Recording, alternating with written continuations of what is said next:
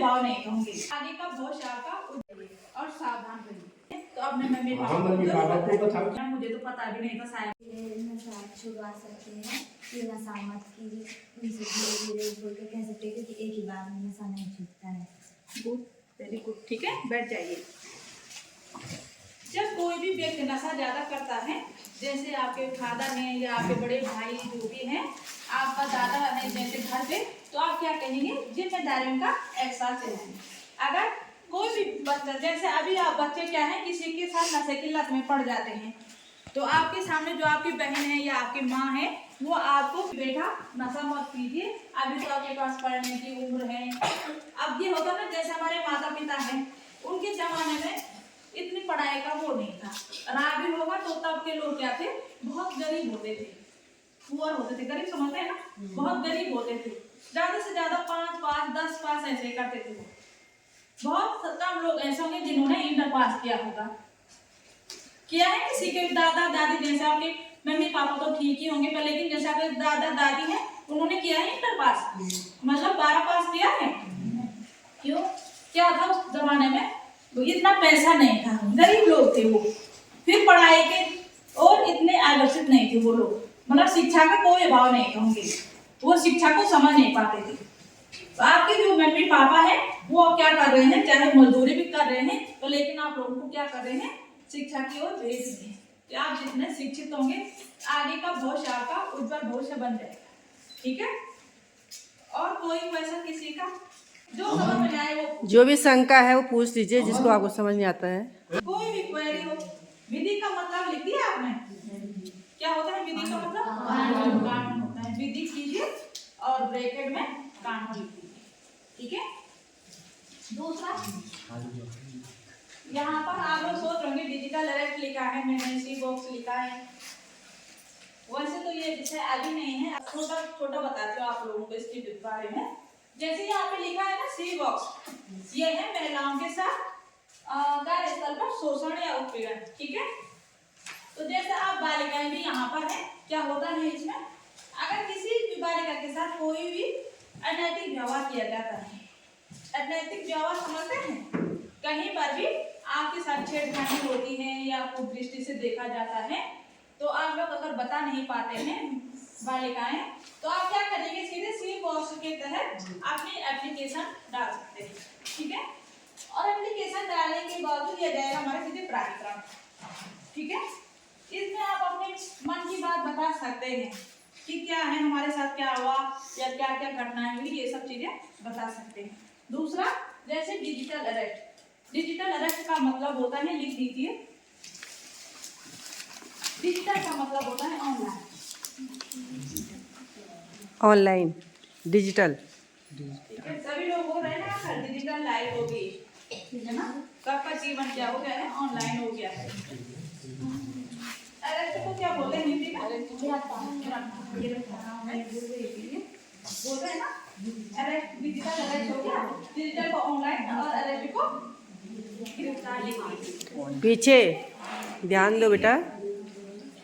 अब जब सुबह आपकी प्रेयर होती है, उसमें भी जीके में कर सकते हैं ये क्वेश्चन आप। ठीक है, तो वहाँ पर क्या होगा, जैसे सी बॉक्स के अनुसार किसी के साथ कोई वो हो गए हैं, महिलाओं के साथ जैसा बालिकाओं के साथ, कहीं पर भी सी बॉक्स के अनुसार आपने अपनी एप्लीकेशन डाल दी है, तो उसमें क्या होगा, उस व्यक्ति का, जिस व्यक्ति के खिलाफ आपने लिखा है, उसको क्या किया जाएगा, डिजिटल अरेस्ट, मतलब ऑनलाइन गिरफ्तार किया जाएगा। आप बोल रहे होंगे कैसे होगा, उसको हथकड़ी नहीं लगेगी, लेकिन उसके जो डॉक्यूमेंट्स होते हैं वो रद्द किए जाएंगे ऑनलाइन बेस। नहीं आया समझ? जैसे अभी आप लोगों का जैसे ऑनलाइन आवेदन हो रहा है ना, उसमें सभी को पता है ऑनलाइन आवेदन कहाँ हो रहा है, कैसे हो रहा है, ये सब चीजें। ठीक है, उसी प्रकार से जब इस माध्यम से यहाँ पर ऑनलाइन आवेदन, उस व्यक्ति का नाम पता दे दिया है, तो उस व्यक्ति के ऑनलाइन डॉक्यूमेंट रद्द किए जाएंगे, चाहे वो सरकारी सर्विस वाला है, प्राइवेट है या किसी अन्य संस्था पे है। अगर डॉक्यूमेंट रद्द हो गए तो वो फिर क्या होगा, किसी भी लायक नहीं रह पाएगा। जैसे अभी आप लोग यहाँ पर स्कूल में अपनी शिक्षा वो कर रहे हैं, ठीक है, अपनी पढ़ाई लिखाई जो भी है कर रहे हैं, आपके पास अभी क्या है, अभी आप 9th वाले हैं, तो आप केवल अभी क्या कहे जाएंगे, 8 पास, है ना। अभी तो आपका मुख्य क्या है, 8 पास का ही है ना महक।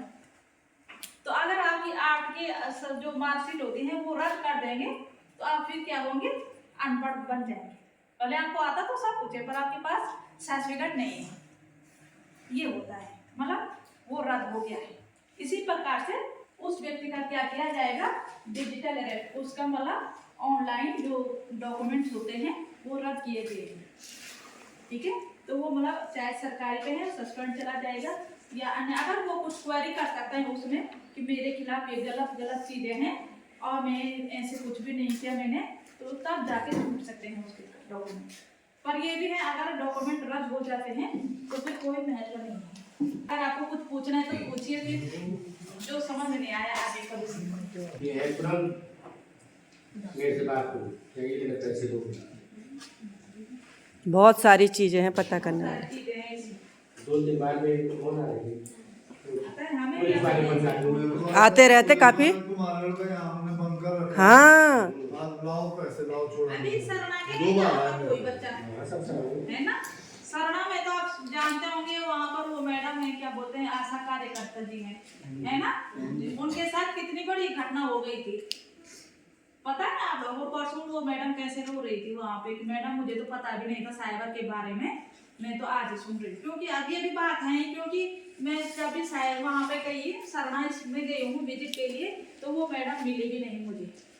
उनके साथ वो अगले दिन 70-80 हज़ार रुपये निकाल के लाए बैंक से, और कल सुबह उनको फोन आ गया। फिर फ्रॉड व्यक्ति क्या कर रहा था, उनके बेटे की आवाज में चिल्ला रहा था, बेटे की आवाज में बात कर रहा था, नहीं मुझे बताओ ये लोग मुझे मार देंगे। किसी के भी साथ भी ऐसी घटना हो सकती है। अब वो बहन भी बोल रही थी वो कि मैं अगर गूगल पे अगर फोन के माध्यम से पेमेंट करना जानती तो मैं कर देती, क्योंकि AI है ना, होता है ऐसे इंटेलिजेंस AI, ठीक है।